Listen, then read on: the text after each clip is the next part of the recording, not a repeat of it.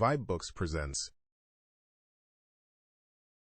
Oliver Twist, Chapter 51, by Charles Dickens. Chapter 51.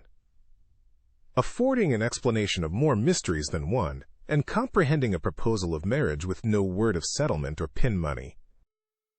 The events narrated in the last chapter were yet but 2 days old, when Oliver found himself at 3 o'clock in the afternoon in a traveling carriage rolling fast towards his native town. Mrs. Maylie and Rose and Mrs. Bedwin and the good doctor were with him, and Mr. Brownlow followed in a post-chaise, accompanied by one other person whose name had not been mentioned.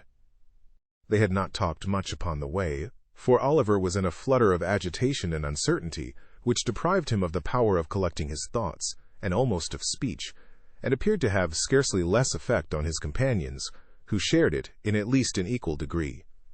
He and the 2 ladies had been very carefully made acquainted by Mr. Brownlow with the nature of the admissions which had been forced from monks.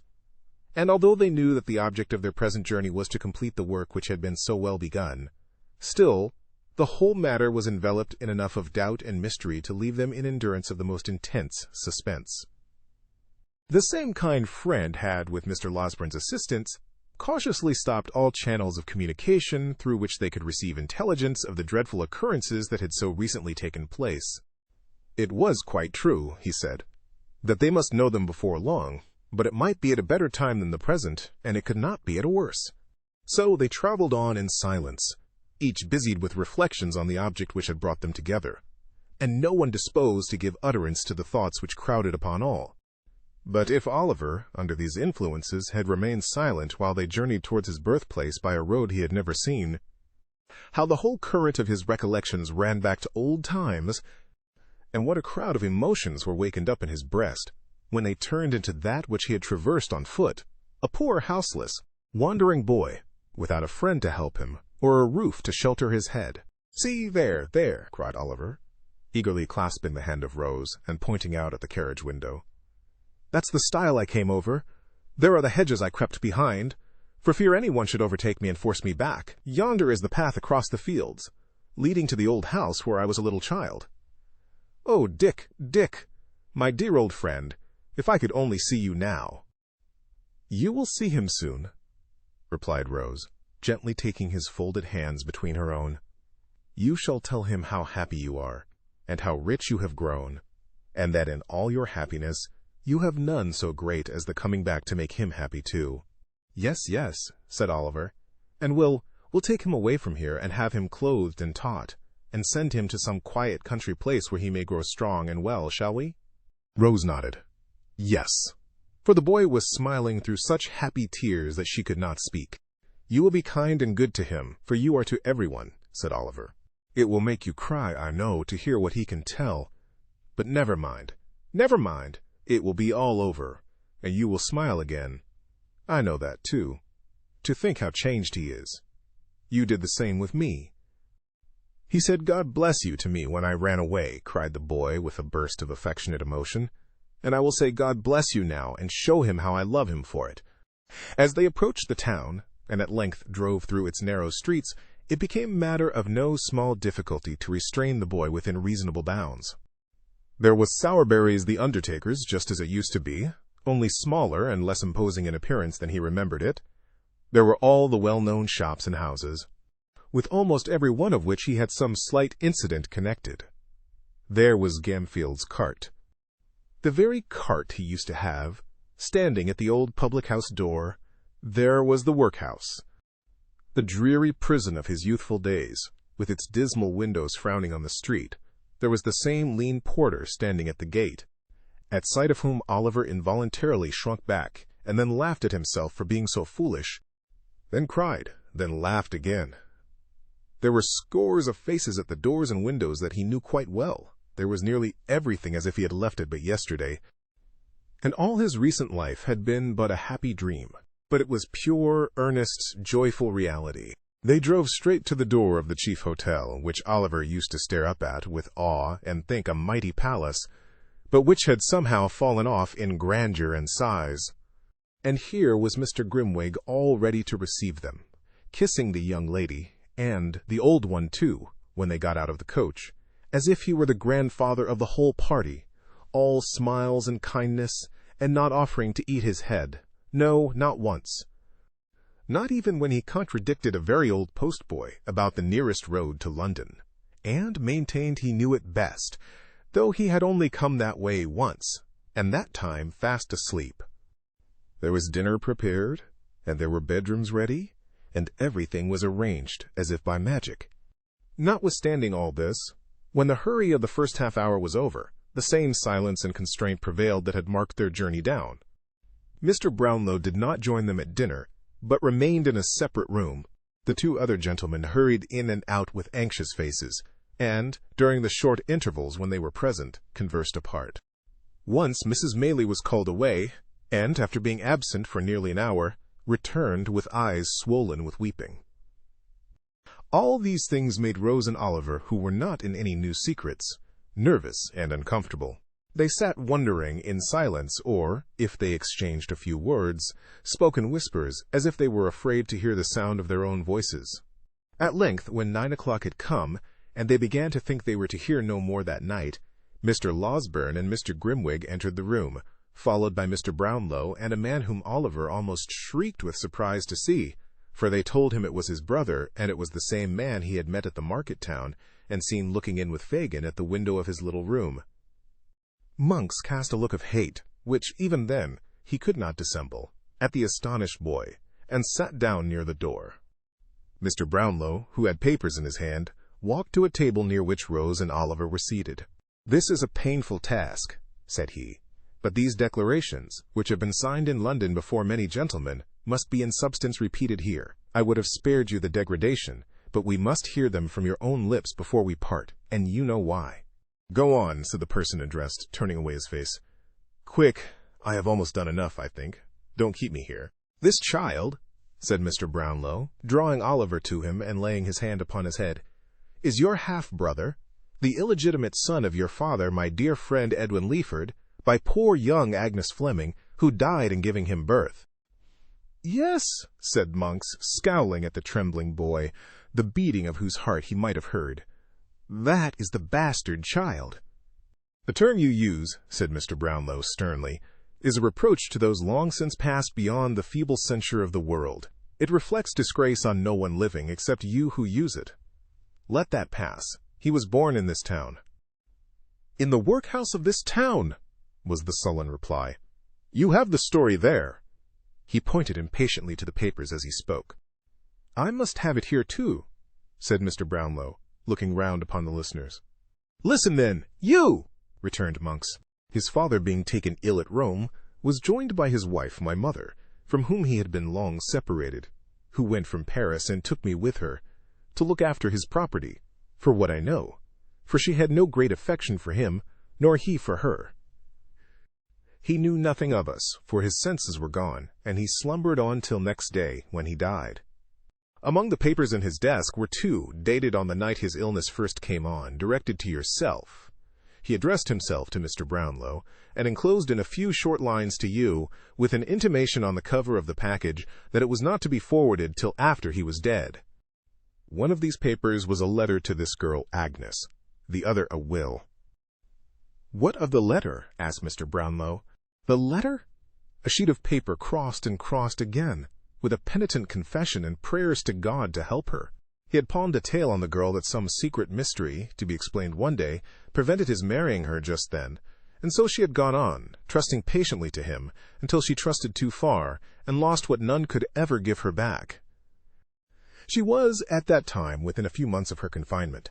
He told her all he had meant to do, to hide her shame if he had lived, and prayed her, if he died, not to curse his memory, or think the consequences of their sin would be visited on her or their young child, for all the guilt was his. He reminded her of the day he had given her the little locket and the ring with her Christian name engraved upon it, and a blank left for that which he hoped one day to have bestowed upon her, prayed her yet to keep it, and wear it next her heart, as she had done before, and then ran on wildly in the same words over and over again, as if he had gone distracted. I believe he had. "The will," said Mr. Brownlow, as Oliver's tears fell fast. Monks was silent. "The will," said Mr. Brownlow, speaking for him, "was in the same spirit as the letter. He talked of miseries which his wife had brought upon him, of the rebellious disposition, vice, malice, and premature bad passions of you his only son, who had been trained to hate him, and left you and your mother each an annuity of £800. The bulk of his property he divided into 2 equal portions, one for Agnes Fleming, and the other for their child, if it should be born alive, and ever come of age. If it were a girl, it was to inherit the money unconditionally. But if a boy, only on the stipulation that in his minority he should never have stained his name with any public act of dishonor, meanness, cowardice, or wrong. He did this, he said, to mark his confidence in the mother, and his conviction, only strengthened by approaching death, that the child would share her gentle heart and noble nature. If he were disappointed in this expectation, then the money was to come to you, for then, and not till then, when both children were equal, would he recognize your prior claim upon his purse, who had none upon his heart, but had, from an infant, repulsed him with coldness and aversion. My mother, said Monks, in a louder tone, did what a woman should have done. She burnt this will. The letter never reached its destination, but that, and other proofs, she kept, in case they ever tried to lie away the blot. The girl's father had the truth from her with every aggravation that her violent hate, I love her for it now, could add. Goaded by shame and dishonor, he fled with his children into a remote corner of Wales, changing his very name that his friends might never know of his retreat.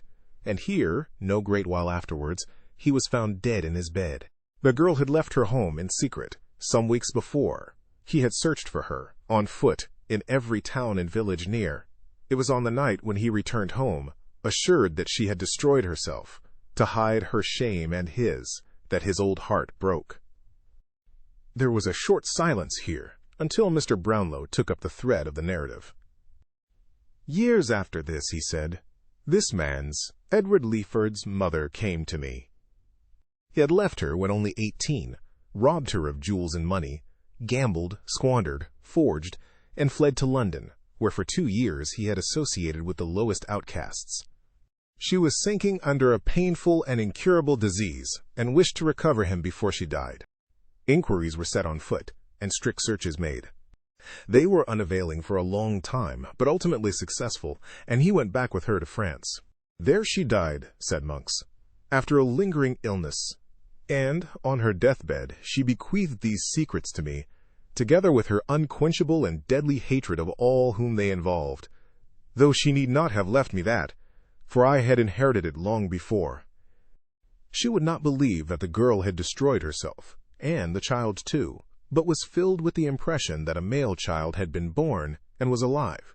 I swore to her, if ever it crossed my path, to hunt it down, never to let it rest, to pursue it with the bitterest and most unrelenting animosity, to vent upon it the hatred that I deeply felt, and to spit upon the empty vaunt of that insulting will by dragging it, if I could, to the very gallows foot. She was right. He came in my way at last. I began well, and but for babbling drabs, I would have finished as I began. As the villain folded his arms tight together and muttered curses on himself in the impotence of baffled malice, Mr. Brownlow turned to the terrified group beside him and explained that the Jew, who had been his old accomplice and confidant, had a large reward for keeping Oliver ensnared, of which some part was to be given up, in the event of his being rescued, and that a dispute on this head had led to their visit to the country house for the purpose of identifying him.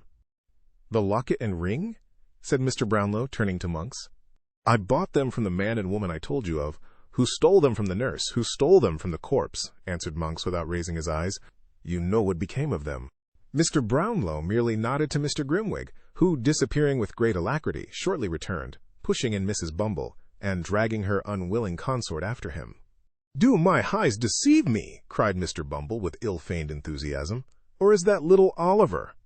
Oh, Oliver, if you knowed how I've been a-grieving for you. Hold your tongue, fool, murmured Mrs. Bumble. Isn't nature, Mrs. Bumble? Remonstrated the workhouse master. Can't I be supposed to feel, I as brought him up parochially, when I see him a-setting here among ladies and gentlemen of the very affablest description? I always loved that boy as if he'd been my own grandfather, said Mr. Bumble, halting for an appropriate comparison. Master Oliver, my dear, you remember the blessed gentleman in the white waistcoat? He went to heaven last week, in an oak coffin with plated handles, Oliver. Come, sir, said Mr. Grimwig tartly, suppress your feelings. I will do my endeavors, sir, replied Mr. Bumble. How do you do, sir? I hope you are very well. This salutation was addressed to Mr. Brownlow, who had stepped up to within a short distance of the respectable couple. He inquired, as he pointed to Monks, "Do you know that person?" "No," replied Mrs. Bumble flatly. "Perhaps you don't," said Mr. Brownlow, addressing her spouse. "I never saw him in all my life," said Mr. Bumble. "Nor sold him anything, perhaps?" "No," replied Mrs. Bumble. "You never had, perhaps, a certain gold locket and ring?" said Mr. Brownlow. "Certainly not," replied the matron. "Why are we brought here to answer to such nonsense as this?" Again Mr. Brownlow nodded to Mr. Grimwig, and again that gentleman limped away with extraordinary readiness. But not again did he return with a stout man and wife, for this time he led in two palsied women who shook and tottered as they walked. "You shut the door the night old Sally died," said the foremost one, raising her shriveled hand. "But you couldn't shut out the sound, nor stop the chinks." "No, no," said the other, looking round her and wagging her toothless jaws. "No, no, no! We heard her try to tell you what she'd done, and saw you take a paper from her hand, and watched you, too, next day to the pawnbroker's shop," said the first. "Yes," added the second, "and it was a locket and gold ring. We found out that, and saw it given you. We were by." "Oh, we were by." "And we know more than that," resumed the first, "for she told us often, long ago, that the young mother had told her that, feeling she should never get over it, she was on her way, at the time that she was taken ill, to die near the grave of the father of the child." "Would you like to see the pawnbroker himself?" asked Mr. Grimwig with a motion towards the door. "No," replied the woman. "If he," she pointed to Monks, "has been coward enough to confess, as I see he has, and you have sounded all these hags till you have found the right ones, I have nothing more to say. I did sell them, and they're where you'll never get them." "What then?" "Nothing," replied Mr. Brownlow, "except that it remains for us to take care that neither of you is employed in a situation of trust again. You may leave the room." "I hope," said Mr. Bumble, looking about him with great ruefulness as Mr. Grimwig disappeared with the two old women, "I hope that this unfortunate little circumstance will not deprive me of my parochial office?" "Indeed it will," replied Mr. Brownlow. "You may make up your mind to that, and think yourself well off besides." "It was all Mrs. Bumble. She would do it," urged Mr. Bumble, first looking round to ascertain that his partner had left the room. "That is no excuse," replied Mr. Brownlow. "You were present on the occasion of the destruction of these trinkets, and indeed are the more guilty of the two, in the eye of the law. For the law supposes that your wife acts under your direction." "If the law supposes that," said Mr. Bumble, squeezing his hat emphatically in both hands, "the law is a ass, a idiot. If that's the eye of the law is a bachelor. And the worst I wish the law is, that his eye may be opened by experience. By experience." Laying great stress on the repetition of these two words, Mr. Bumble fixed his hat on very tight, and putting his hands in his pockets, followed his helpmate downstairs. "Young lady," said Mr. Brownlow, turning to Rose, "give me your hand. Do not tremble. You need not fear to hear the few remaining words we have to say. If they have, I do not know how they can, but if they have, any reference to me," said Rose, "pray let me hear them at some other time. I have not strength or spirits now." "Nay," returned the old gentleman, drawing her arm through his, "you have more fortitude than this, I am sure. Do you know this young lady, sir?" "Yes," replied Monks. "I never saw you before," said Rose faintly. "I have seen you often," returned Monks. "The father of the unhappy Agnes had 2 daughters," said Mr. Brownlow. "What was the fate of the other, the child?" "The child," replied Monks, "when her father died in a strange place, in a strange name, without a letter, book, or scrap of paper that yielded the faintest clue by which his friends or relatives could be traced, the child was taken by some wretched cottagers who reared it as their own." "Go on," said Mr. Brownlow, signing to Mrs. Maylie to approach. "Go on." "You couldn't find the spot to which these people had repaired," said Monks. "But where friendship fails, hatred will often force away. My mother found it after a year of cunning search. And found the child. She took it, did she? No, the people were poor, and began to sicken, at least the man did, of their fine humanity. So she left it with them, giving them a small present of money which would not last long, and promised more, which she never meant to send. She didn't quite rely, however, on their discontent and poverty for the child's unhappiness, but told the history of the sister's shame, with such alterations as suited her, bade them take good heed of the child, for she came of bad blood, and told them she was illegitimate, and sure to go wrong at one time or other. The circumstances countenanced all this. The people believed it, and there the child dragged on in existence, miserable enough even to satisfy us, until a widow lady, residing then at Chester, saw the girl by chance, pitied her, and took her home. There was some cursed spell, I think, against us, for in spite of all our efforts, she remained there and was happy. I lost sight of her 2 or 3 years ago, and saw her no more until a few months back. Do you see her now? Yes, leaning on your arm. But not the less my niece, cried Mrs. Maylie, folding the fainting girl in her arms. Not the less my dearest child. I would not lose her now, for all the treasures of the world. My sweet companion, my own dear girl. The only friend I ever had, cried Rose, clinging to her.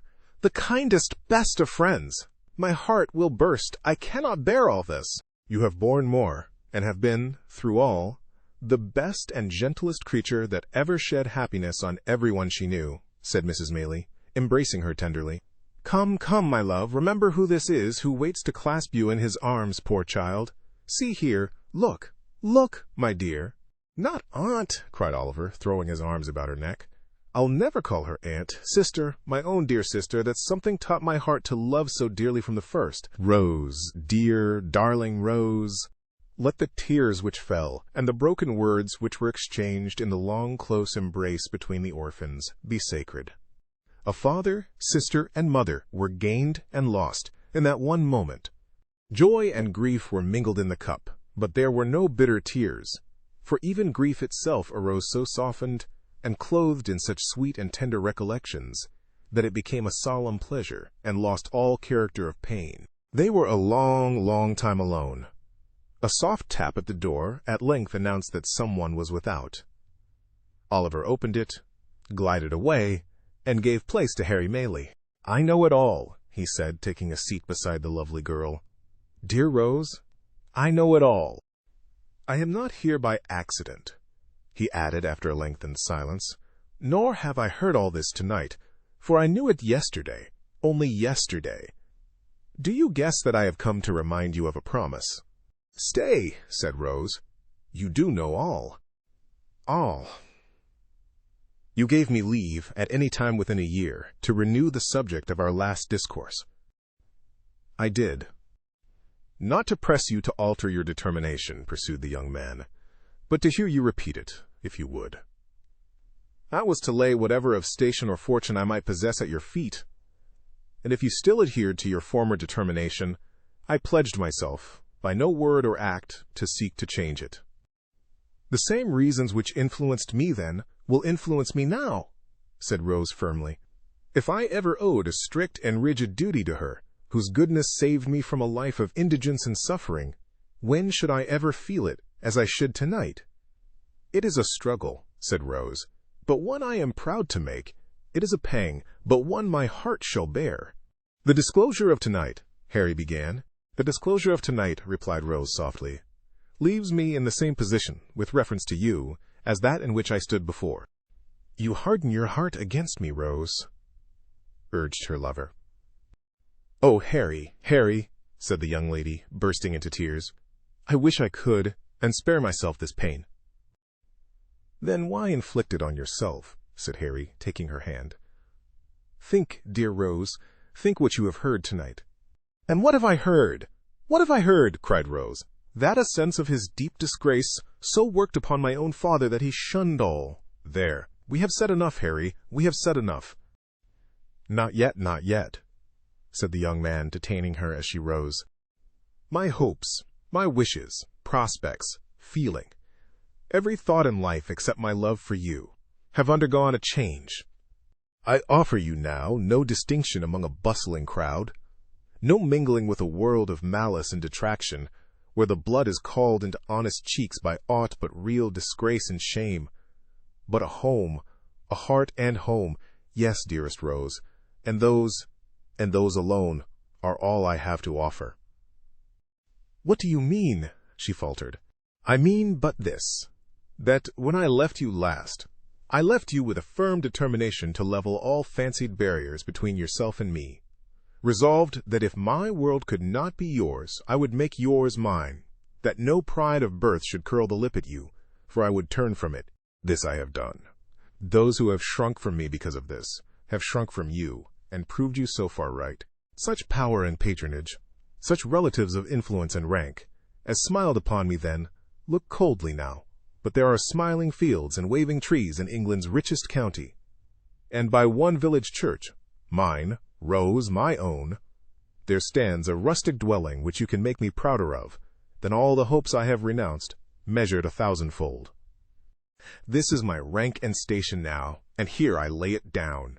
It's a trying thing waiting supper for lovers, said Mr. Grimwig, waking up and pulling his pocket handkerchief from over his head. Truth to tell, the supper had been waiting a most unreasonable time. Neither Mrs. Maylie, nor Harry, nor Rose, who all came in together, could offer a word in extenuation. I had serious thoughts of eating my head tonight, said Mr. Grimwig, for I began to think I should get nothing else. I'll take the liberty, if you'll allow me, of saluting the bride that is to be. Mr. Grimwig lost no time in carrying this notice into effect upon the blushing girl, and the example, being contagious, was followed both by the doctor and Mr. Brownlow. Some people affirm that Harry Maylie had been observed to set it originally in a dark room adjoining, but the best authorities consider this downright scandal, he being young and a clergyman. Oliver, my child, said Mrs. Maylie, where have you been, and why do you look so sad? There are tears stealing down your face at this moment. What is the matter? It is a world of disappointment, often to the hopes we most cherish, and hopes that do our nature the greatest honor. Poor Dick was dead. Thank you for tuning in to vibeBooks. We hope you enjoyed this journey. Please consider liking, commenting, and subscribing to our channel. Check out our playlist or explore vibeBooks for more classic stories. Until next time, happy listening.